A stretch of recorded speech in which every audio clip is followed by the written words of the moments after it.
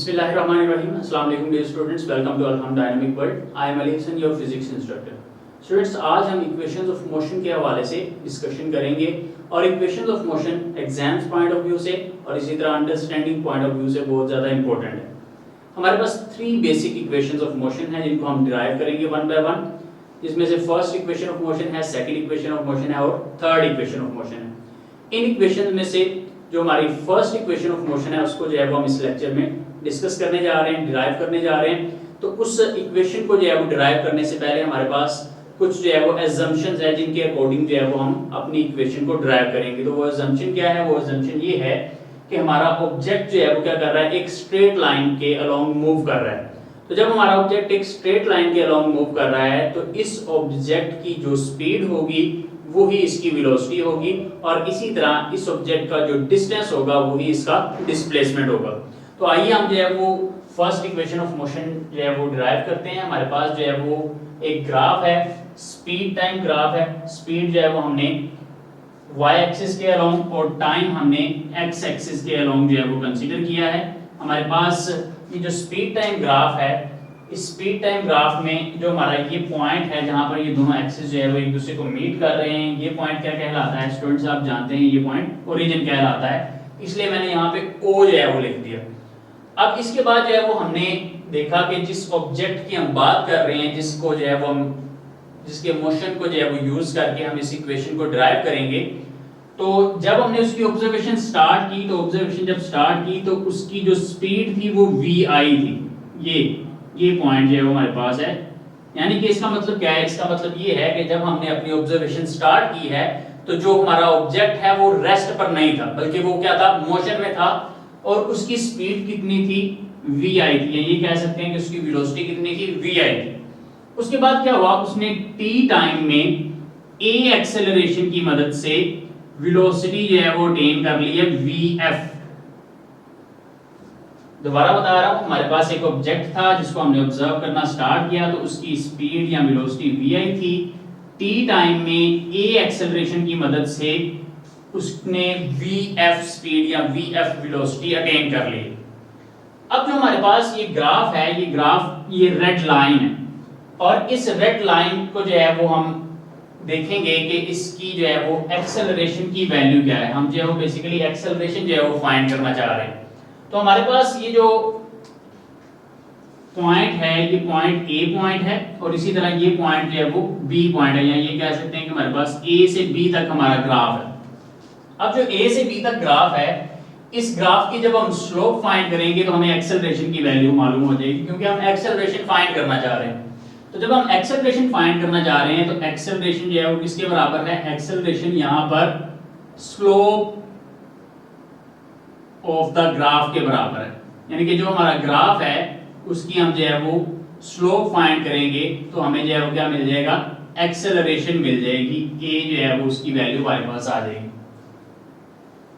अब जब हम slope of the graph find करना चाह रहे हैं जो कि एक्सेलरेशन प्रोवाइड करेगा, तो एक्सेलरेशन को a से प्रेजेंट करते हैं। स्लोप का फॉर्मूला क्या है? स्लोप का फॉर्मूला है हमारे पास y/x, जो कि प्रीवियस लेक्चर में भी हमने डिस्कस किया है। अब जो a यानी कि एक्सेलरेशन है, ये ग्राफ की y की वैल्यू को ग्राफ की x की वैल्यू पे डिवाइड करने से हमारे पास आएगी। अब हमें देखना है कि ग्राफ की y की वैल्यू क्या है। तो ग्राफ की y की वैल्यू जो है वो जब हमने फाइंड करनी है तो हमने देखना है कि ग्राफ स्टार्ट कहाँ पे हो रहा है और एंड कहाँ पे हो रहा है। तो हम देख रहे हैं कि हमारा ग्राफ A पॉइंट से स्टार्ट हो रहा है और B पॉइंट पर एंड हो रहा है। स्टूडेंट्स, एक और बात जो कि बहुत इंपॉर्टेंट है वो ये है कि जब हम x एक्सिस के अलोंग मूव करते हैं तो y की वैल्यू चेंज नहीं होती, y की वैल्यू जो है वो अनचेंज्ड रहती है। और इसी तरह जब हम y एक्सिस के अलोंग मूव करते हैं तो x की वैल्यू जो है वो अनचेंज्ड रहती है। अब बात ये है कि हमारे पास ये हमारा A पॉइंट है जहां से ग्राफ स्टार्ट हो रहा है और B पॉइंट है जहां पर ग्राफ एंड हो रहा है। तो अगर मैं A पॉइंट से x एक्सिस के अलोंग मूव करूं, A पॉइंट से x एक्सिस के अलोंग मूव करूं, तो इसका मतलब क्या है? इसका मतलब ये है कि y की वैल्यू चेंज नहीं होगी। तो A पॉइंट पर जो y की वैल्यू है वही इस पॉइंट पर y की वैल्यू होगी और यहां पर जो है वो y की वैल्यू क्या होगी? वो भी vi होगी। दोबारा बता रहा हूं, मैंने क्या किया, मैंने A पॉइंट पर रहते हुए x एक्सिस के अलोंग मूव किया। तो A पॉइंट पर रहते हुए जब x एक्सिस के अलोंग मूव किया तो इसकी वजह से जो y की वैल्यू है वो चेंज नहीं हुई, तो इसका मतलब ये है कि इस पॉइंट पर भी y की वैल्यू क्या होगी, vi होगी। तो इसका मतलब क्या है, इसका मतलब ये है कि ये एक स्पेसिफिक पॉइंट आ गया हमारे पास, इस पॉइंट को हम जो है वो C पॉइंट कह देते हैं, ये पॉइंट हमारे पास C है, ठीक। अब हमारे पास जो है वो क्या है, हमारे पास B से C तक जो डिस्टेंस है या B से C तक की जो वैल्यू है वो कौन सी वैल्यू है, हमारे पास y की वैल्यू।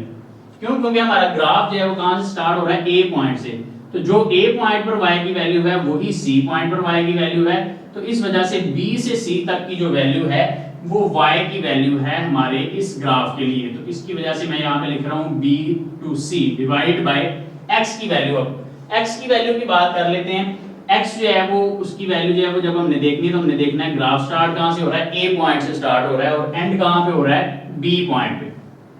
अब B पॉइंट से जो है वो मैंने क्या किया, B पॉइंट से जो है वो मैंने मूव किया किसकी तरफ, C पॉइंट की तरफ। तो जब मैंने B से C पॉइंट की तरफ मूव किया है तो B से C की तरफ मूव करते हुए मैंने क्या किया, मैंने y एक्सिस के अलोंग मूव किया। तो जब मैंने y एक्सिस के अलोंग मूव किया है तो इसका मतलब क्या है कि x की वैल्यू चेंज नहीं होगी। तो जब x की वैल्यू चेंज नहीं होगी तो इसका मतलब ये है कि जो हमारे पास C पॉइंट पर x की वैल्यू है वही B पॉइंट पर x की वैल्यू है। तो इसका मतलब ये है हमारे पास कि हमारी A से C तक की वैल्यू जो है वो कौन सी वैल्यू होगी, x की वैल्यू। तो AC से जो है वो BC को हम डिवाइड कर देंगे।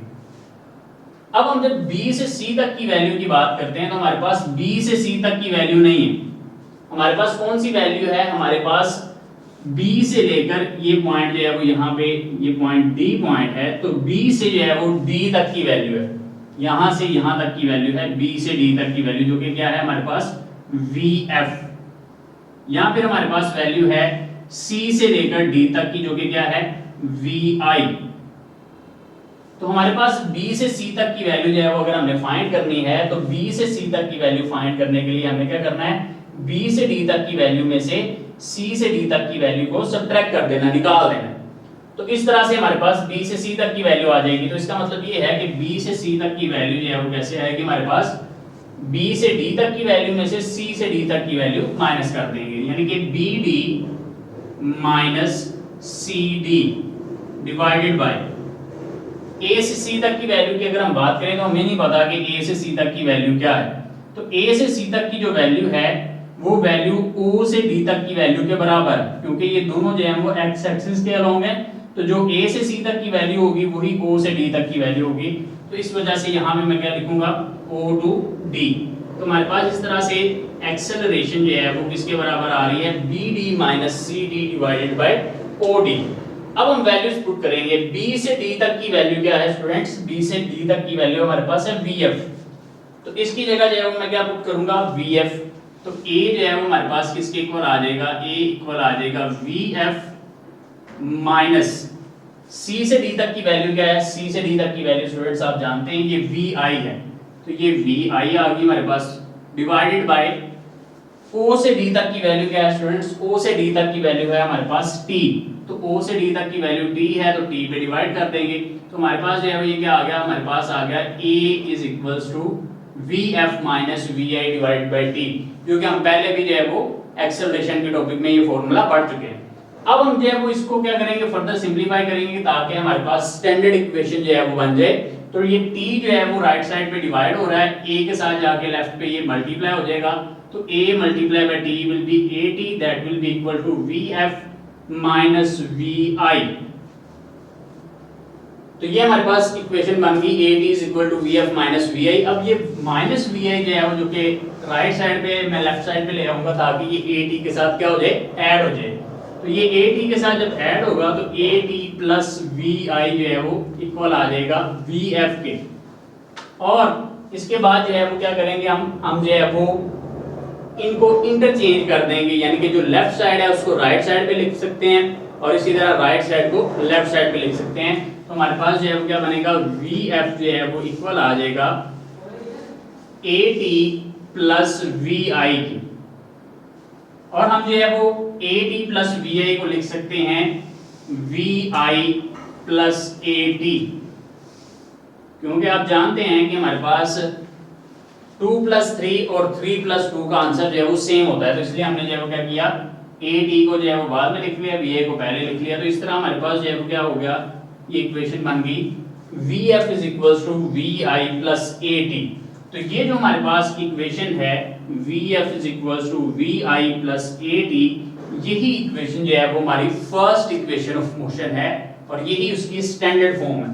अब इसी इक्वेशन को हम जो है वो फर्दर डिफरेंट वेज से लिख सकते हैं। जिस तरह मिसाल के तौर पर इसको लिखा जा सकता है we f minus v i is equal to a t, या इसी तरह v f minus a t is equal to we I.